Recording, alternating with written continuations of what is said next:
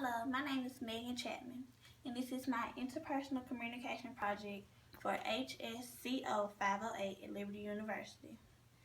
Part of Maslow's hierarchy of needs is that we talk about the physical needs for survival, and communication helps us learn with it. So first, when we start talking about communication, we're going to talk about listening. Slide. What is listening, and how does it affect us?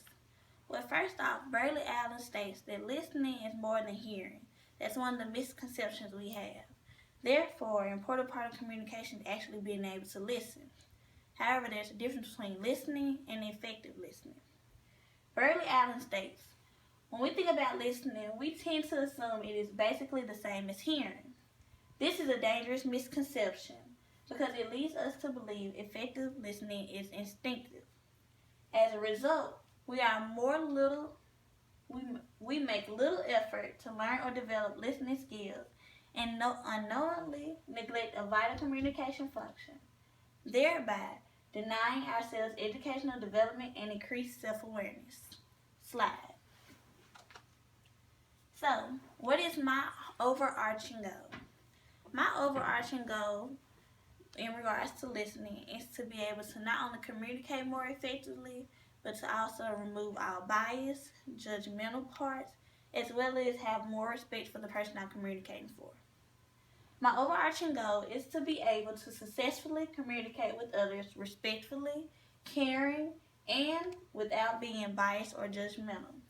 It is important that I learn to communicate with others while not only giving my incorporation, but also understanding theirs. In order to continue to spread God's love and word, and help others, we must first be able to listen and speak with them. By building various relationships through communication, we can be successful in our future conversations and endeavors. Next, we're going to talk about enlarging the conversation. Slide. Enlarging the conversation. You may wonder, what does that mean? Well, first I broke it down. Enlarging means to grow, expand, or to continue. So I think of it as a who, what, when, where, and why. Who am I speaking to? That's the way that I use to enlarge my conversation. If I know who I'm speaking with, I'll know how to enlarge my conversation. What are we talking about? Sometimes we have communication with others, but yet we don't know exactly what we're talking about.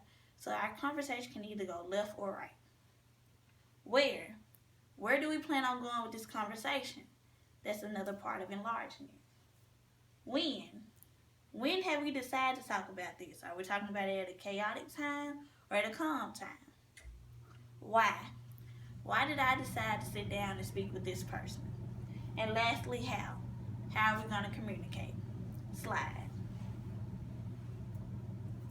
So let me give you a little background information about myself. Once again, my name is Megan Chapman. I am 23 years old and I stay in Memphis, Tennessee. I'm currently an unlicensed counselor with our Shelby County Justice System, and I currently have a bachelor's degree in criminal justice with a minor in sociology. Slide. Next, we're going to talk about the behavioral blends, or what we know as DISC. Behavioral blends are patterns that represent a person's personality and temperament style.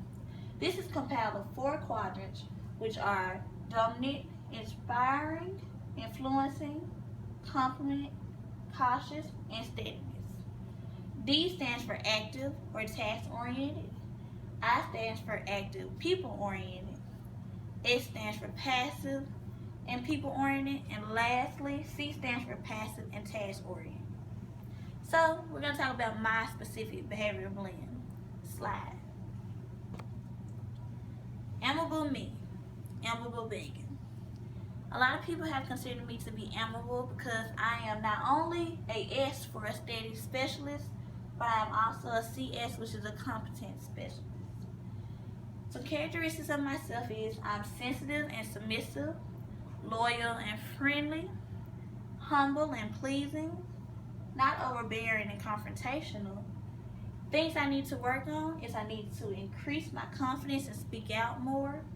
I need to be more outgoing and assertive. And lastly, I need to refrain from being hesitant when I respond and speak honestly. In regards to what I actually am, I'm passive more than I am active. I'm reserved, people oriented, but I prefer to do one-on-one, and I like to be the behind the scenes person. However, to improve the actual person that I am, I need to think more positively and focus on the possible. Also, I have to be more encouraging and assertive as well as take more risks. Slide. So, what are some potential barriers that come into play when we're talking about communication? A few barriers are judgmental queen, defeating the tango, emotional barriers, and flat brain syndrome. So, for example, judgmental queen. Sometimes when I speak with other people, I jump to conclusion and judge them before we get deep into conversation. Therefore, I am a judgmental queen, which is a potential barrier. Defeating the tango. Basically, this goes in regards to what Peterson talked about with the talker listening card. Sometimes we interrupt each other when we're communicating instead of just waiting till the person gets done telling their side and then repeating.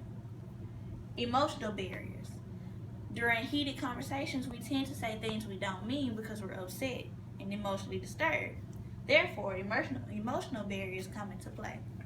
And lastly, the flat brain syndrome.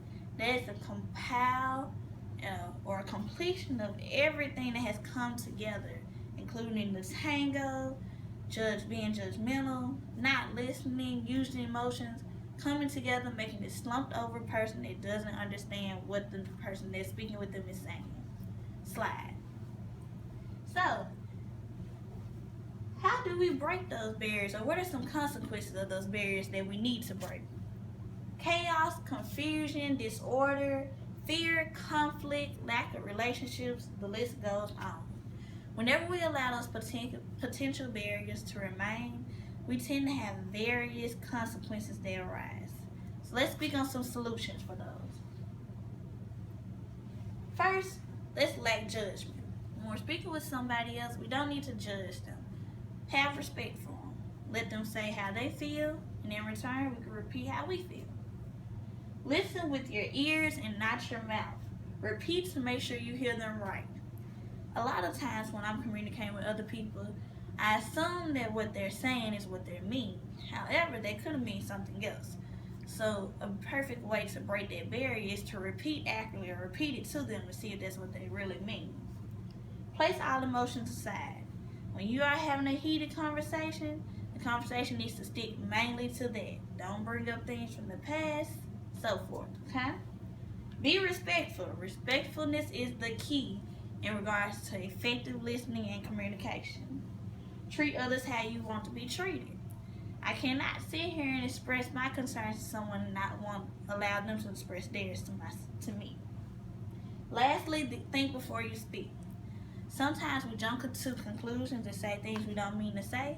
So therefore, a cautious way or a solution to getting around that flat brain tango is to sit there and speak after you've thought about what you want to say.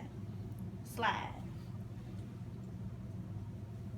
So what are some possible noise pollutions, internal and external?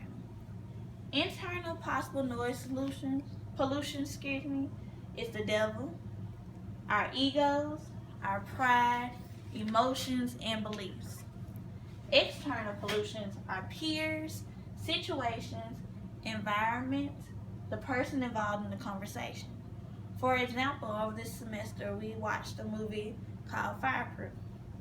In the movie, the husband and wife were having some issues in their marriage. So what they decided to do is talk to others about their issues.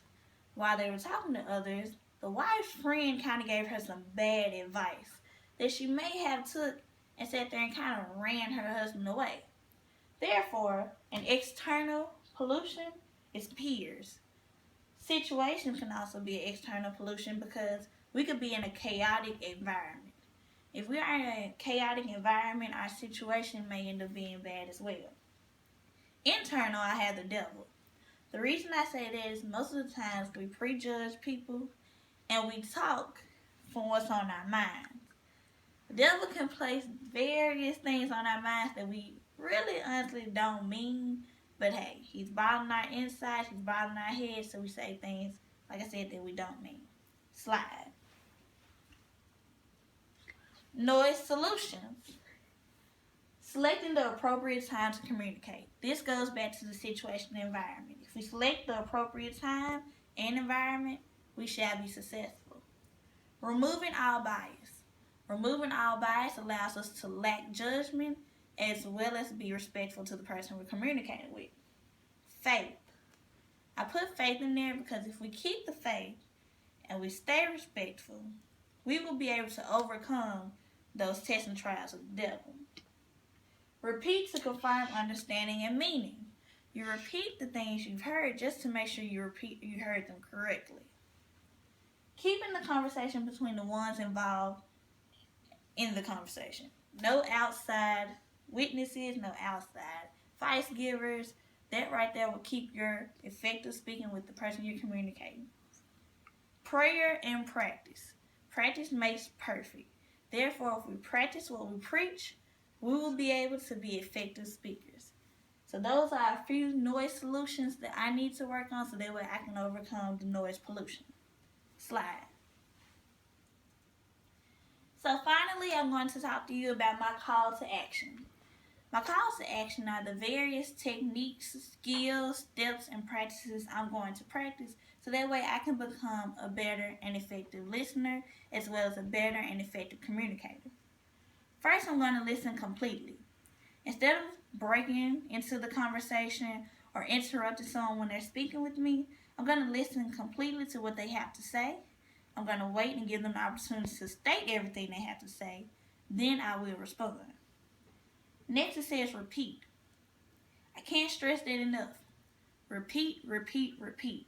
You never want to assume that you understand what the person is saying. So therefore, repeat accurately. If they say, hey, the sky is blue, the way I can repeat it is say, so, you did just say the sky is blue, correct? That gives them the opportunity to say yes or no and go from there. Refrain from interruptions. That is something that I have a bad habit of, so I'm really going to work on that. I tend to break into conversations, especially if I hear something that I don't agree with. So therefore, once I practice having respect, I will be able to also refrain from interrupting. Lastly, practice, practice, practice. Again, I can't stress that enough. Practice makes perfect. So in order for me to successfully communicate with others, I must practice. Slide. Listed here are my references that I use to create my interpersonal communication project.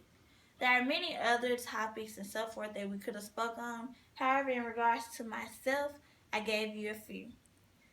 If you like, you can also follow the link in my description that will lead you to my PowerPoint as well as any other information you would like to know about myself. Thank you.